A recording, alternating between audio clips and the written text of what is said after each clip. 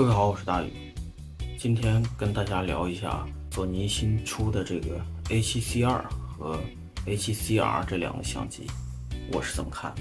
那么我作为一个 A7IV 和 ZV-E1的这个使用者，我首先来说一下 A7C2 这个相机。那这个相机跟 A7IV 比呢，最大的区别就是外观。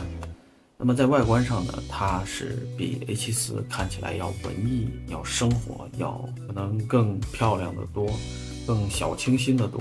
它就是一个适合于这种生活使用的相机。这也带来一个问题，当我们使用 A7C 这种大小的相机的时候，我现在的这颗头装在 A7C 上也是很漂亮、很好看的。但是我不知道大家有没有想象过，我们日常常用的那种标准的变焦镜头，比如2470GM 这种镜头，装在 A7C 上是一个怎样的效果？那我虽然没有 A7C， 但是我可以把这个2470装在 ZV-E1 上给大家体验一下，也就是说是这样的一个效果。那这个效果其实可见它就丧失了那种复古的旁轴机身的意义，所以我是不推荐使用 A7C 再去买这个 G 大师的变焦镜头的，因为买 A7C 的人还是比较在乎颜值的，如果你买了个 A7C， 整体上的颜值又出现了问题，那似乎好像就没有什么必要。我们也可以看一下这种标准的变焦镜头在 A7IV 上面是很和谐的一个状态，不论你从怎样的角度看，它都是一个似乎就是一体的，同一个时代的，同一种设计语言的这样的一个产品。我这支是标准的这个2470，所以在 A7IV 上是一个你看起来还是一个很和谐的存在。如果你装到这种类旁轴机身上，这你就没有办法说合适的使用它。如果大家再看这个 A7III， 如果我现在装的是一支腾龙的这个2875的一代，看起来也是一个非常和谐的情况。那么这支镜头如果把它装到那种小的这种类旁轴上是什么感觉？那么就是这样的一种感觉。这个好像因为它细，它比那 G 大师要细，所以看起来还和谐一点，就没有那么糟糕但是也是依然是一个不是很让人觉得会好看会美的这样的一个选择。所以我相信在未来在 A7C2 上选择什么镜头可能会是一个比较可以讨论的话题。A7C 主要的这个受众人群它不是一个专业的应用，主要的应用场景就是旅行拍照。那旅行拍照最好用的是变焦镜头它用变焦镜头又是这样的一个外观的情况，那我相信可能大多数人如果用变焦镜头，似乎这支默认的这个套头还真的是最适合这种小机器用的。但是它这个每次用的时候要拧出来，这个外观真的是有点一言难尽。但是这个镜头呢，确实也没有那么的狗，比之前的那个套头要不仅小，而且要真的好看得多。这个造型也真的是有点像那个小 G 的40G、50G 这种造型。所以我觉得可能新手买一个相机带一个套头，再装一个40G 或者50G 这样的镜头够用了。但是其实相比40G 和50G那个价格确实有点高我觉得而且 2.5 的光圈也不太够用，所以我更加推荐你还不如弄一个50 1.8， 哪怕是原厂这支，它只是对焦慢一点，但是实际上它的综合的性能我觉得还是很可用的，甚至它比一些副厂的比如永诺的那支50 1.8在暗光的对焦还要强一些。极其暗光的情况下，很多副厂的镜头会对不上焦的但是这支原厂镜头虽然对焦慢，但是成功的概率还是非常高的我觉得如果你真的就拍视频，你没有那种大型的这个变焦，从一个最近变到一个很远，你只要没有这种需求，不拍这种镜头，你就拍一个焦平面变化不大的镜头，那么这个镜头完全是够用的。拍照片呢，你调成连续对焦，其实它速度也是可以的。很多人说它对焦慢啊，不值得购买，但我觉得目前这个售价真的又这么便宜，最重要的是它真的是轻。所以你如果旅行带这样一个大小的相机，再带一支这个原厂的这个50，我觉得这是一个很轻便、适合普通人的一个组合。相比之下，A74就在这点上就完全比不上了，A4就又大又重又笨。所以旅行的话，你是更愿意带这个呢，还是更愿意带这种造型的一个相机呢？我刚才说镜头，我也是看了它官方的宣传片，里边的这两只相机装新一代的这个 G 大师的定焦镜头，比如50 1.4 1.4系列的 G 大师的定焦头，看起来还是很和谐的。因为我现在手头没有3支定焦镜头，所以我打算我会用这个50 1.4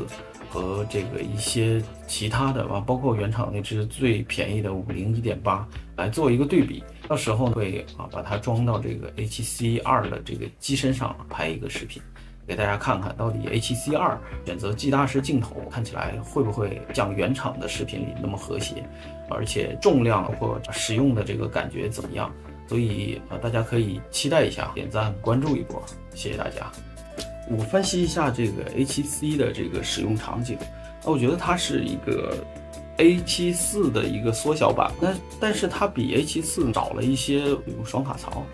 双卡槽多了一个备份嘛，就当你忘带卡不是说文件的备份，是忘带卡的备份对我来说，我会长期保持有一张卡在相机里，我拔掉一张，我也会留着一张，这样的，一旦我着急带着相机就走了，忘带卡了那么我也不会没有办法拍摄。那所以 A7C 就等于没有这个功能，所以对于干活的人来说没有那么好用了。对于我们这种出去玩的人来说，我觉得 A7C 的意义还真的蛮大的，因为毕竟它是一个比 ZV-E1 要便宜的定价，它拥有一个在对焦上比 A74 还要更强。所以 A7C 是精准的定位了这些旅行带娃，我们这种中年人又想要很文艺，不想用 APS-C 相机，就这样的一群人。所以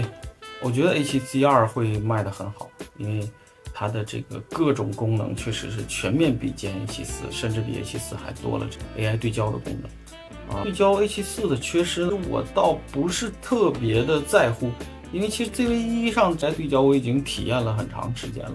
改天我再做一个视频，专门来说ZV-E1我的体验，使用下来这么长时间的一个感受。所以今天就先说到这儿。关于这个 A7C2 和 A7CR 这两个相机，只要原价可以买到，我是建议大家可以买的。但是你考虑一下你的应用，如果你一点专业应用都没有，那当然是可以买非常好的相机，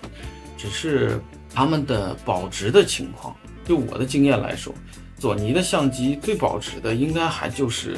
A7M 几，这个就是 A7 几这个系列 ，A73、A74相对来说都会更保值。但 A7C 这个系列，毕竟它有一个就玩乐的属性，它不是个生产力的工具，那么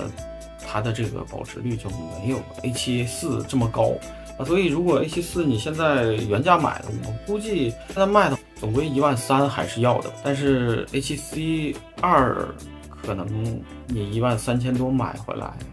我不知道，可能过个1年2年的，大家再上海鲜市场去看看，可能它的保值率是远不如 A74 的。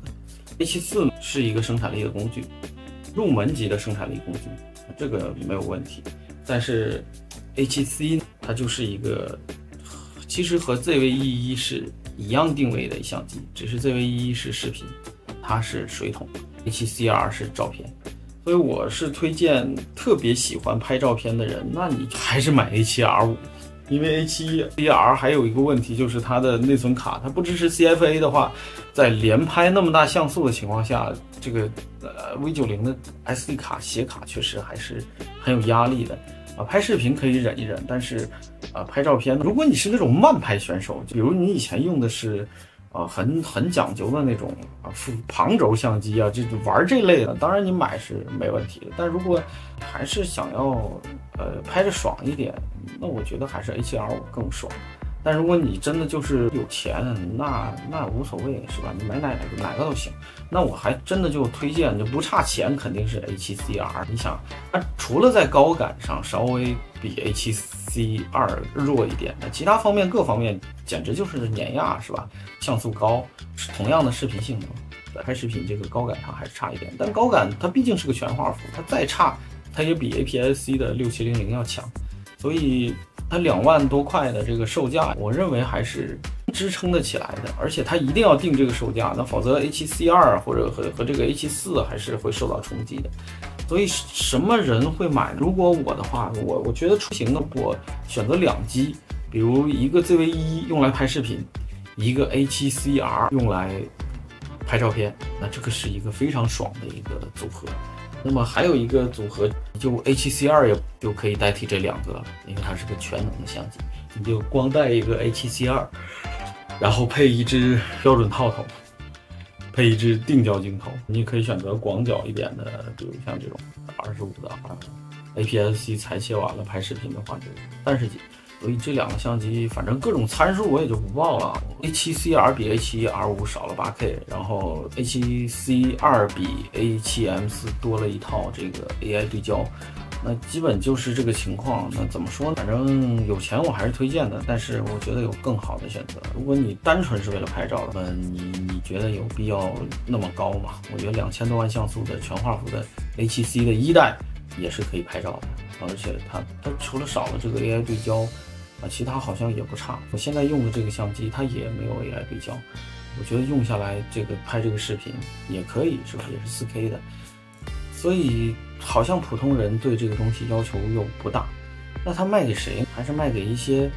想要入门的爱好者，或者像很有钱的这种玩家。我就有一个想法，因为苹果在这个月马上就要发布今年新的 iPhone 15的系列，那我就在想，是有1万多块钱的这个预算，我会换一台 iPhone 15，还是买一个 A7C2 的？这是一个很尖锐的问题，都还是因为我穷。如果有钱的话，当然我2个都想要但是在我目前这么一个经济下行的这个环境里面，我是觉得还是换手机更好。反正大家都这么想用手机拍照片，手机拍视频，就很多人给我留言说你用什么相机，你干嘛不用手机？所以我就对视频我就做这个内容。就还有一个视频是索尼的6700对比富士的 XS20，我也做了，拍了一点样片。所以大家如果感兴趣的话，就欢迎点赞关注耐克玩家227，我是大宇，谢谢大家，再见。